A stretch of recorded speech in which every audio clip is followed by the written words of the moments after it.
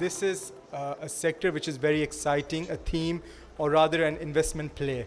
And just to give one particular example, I'll take the liberty of mentioning a company.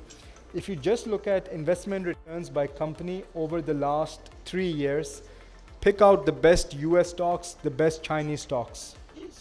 38%, 86%, 69%. And if you compare it to one of these arbitrage joint venture plays, Service Long March Tires, with Long March, a Chinese company, and Service, a Pakistani group, comes together and generates a 471% return. This is a blueprint for many other joint ventures, and this is a segue for me to invite one of the leaders at Service and directors, Arif Saeed, to share about this experience and the vision for future JVs as well.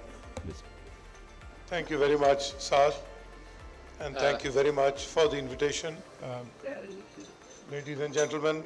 So I just want to recount the story of Service Long March from the point of view of the external joint venture partner. So there are a few components in manufacturing that underpin cost, and let's start with that first. So in 3 years, we have achieved a labor cost of 2.7% of our revenue versus 7.2% on the Chinese side. Now, labor is not a solitary function. We have to marry it with productivity. But so based on tires per building machine, we were at 102 2 years ago, whereas our Chinese partner was at 116. This year we are at the same level. So there is an effective 5% saving in labor at the same level of productivity and output. Let me introduce the project as well. It's intended to export radial truck tires to the USA.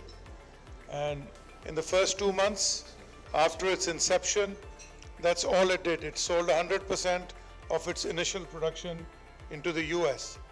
And we have a phenomenal opportunity for growth, some of which we have achieved, as I will illustrate. As you know, there are tariffs that are shaking up the world of manufacturing. Tariffs for tires in comparable countries which have exportable surplus range between 19 and 34%. Pakistan is currently at 19%. So we have actually experienced no downturn in demand from our major markets, which are the USA and Brazil. So given that, I think there is a generic opportunity for investors and people desirous of joint ventures to operate in Pakistan and take advantage of the human resource potential that we offer. So the story doesn't finish there in terms of costs. We are in a special economic zone and have a tax holiday for 10 years. This tax holiday is still available up to 2035 in Pakistan. There is still concessional finance, long-term finance available in Pak Rupee loans, which is 3% below the current discount rate. At the time when we were setting it up, those were COVID years, and there was an extraordinary concessional loan that we were able to avail.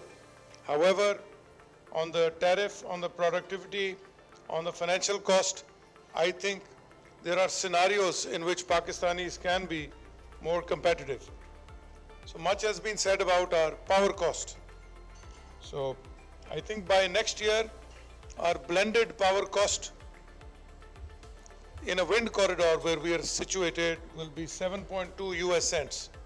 This includes 21% wind, 20% solar, and the remainder, about 59% from the grid. So we are already at close to 9 cents.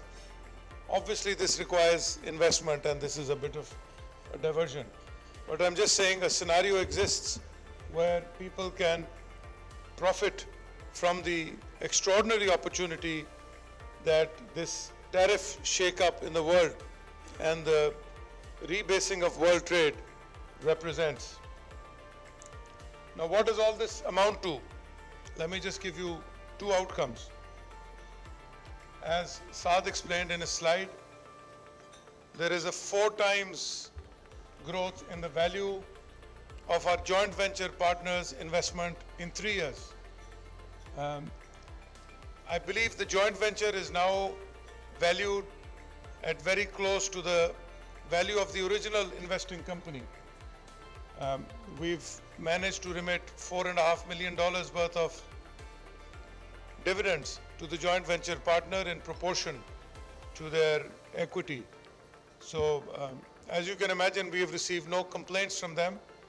In fact, we are collaborating on a new joint venture in a related field where they think that the ideal way to operate is to have a local joint venture partner that can deal with all the red tape, the land acquisition, and other issues that occasionally crop up, which are part of our management responsibility.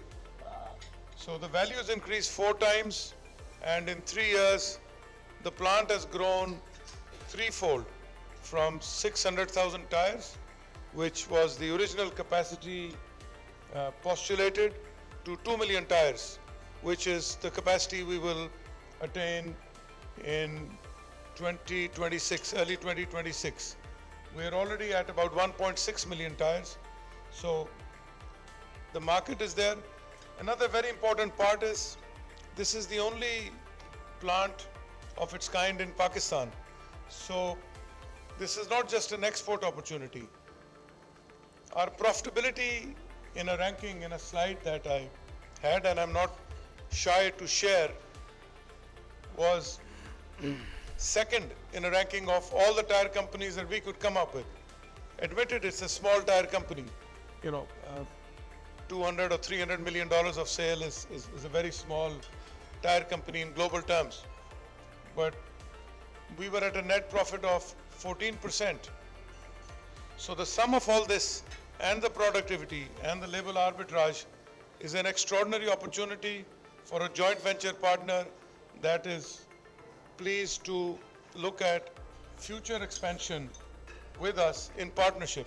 And they understand that the blended sale opportunity to contribute maybe 30% of the Pakistan market as we are doing, where we actually gain most of our margins, and export is more competitive. So it's a different set of economics. I think it represents a joint venture which has found considerable success as a result of hard work and mutual trust. And we are always pleased to showcase what we have done to encourage other, for example, Saudi companies, Pakistani companies to invest with us. And my final point is, operating on the same principles, last week we have finalized a joint venture in footwear, which is what we are best known for, although that's now a small part of our revenue. So I think there is a formula that exists in Pakistan to be competitive in manufacturing and take advantage of Pakistan's growing stature among the nations of the world. Thank you very much.